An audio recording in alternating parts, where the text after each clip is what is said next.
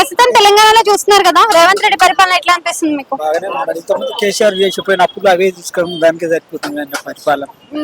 ఇప్పుడు ఇంకా జాబులు రావడం లేదు ఫస్ట్ కొంచెం. అంటే బీసీ రిజర్వేషన్స్ గురించి కూడా ఇప్పుడు ఎక్కువ ఇష్యూ అవుతుంది కదా, బీసీ రిజర్వేషన్స్ గురించి మీరు ఏం చెప్తారు? బీసీ రిజర్వేషన్ అయితే బాగానే ఉంటుంది మేడం, మంచిగా ఉంటుంది. ఎందుకంటే వాళ్ళకు కూడా రిజర్వేషన్ కల్పిస్తే బాగుంది. ఎప్పుడు ఇంకా ఓసీలోకి ఎస్సీలోకి అంటే ఏం బాగోలేదు. ఓకే, అంటే బీసీ రిజర్వేషన్స్ లో కూడా చూసుకున్నట్టయితే మనకి ఎక్కువ ముస్లిమ్స్ కలుపుతున్నారు అని చెప్పేసి అంటున్నారు కదా. ముస్లింలు అయితే ఏం కలపలేదు అని అంటున్నారు. ఓకే, అంటే 40% బీసీ రిజర్వేషన్స్ ఉన్నాయి ఇప్పుడు ప్రెసెంట్. ఎంత వరకు ఇంకా ఇంక్రీజ్ అయ్యే అవకాశం ఎంత చేస్తే బాగుంటుంది? అమల్లో పెట్టుడు అంతే మేడం, బట్ అయితే ఇంకా కోర్టు నుంచి రావాలని అంటున్నారు. ఓకే, చూస్తే కానీ తెలుపు.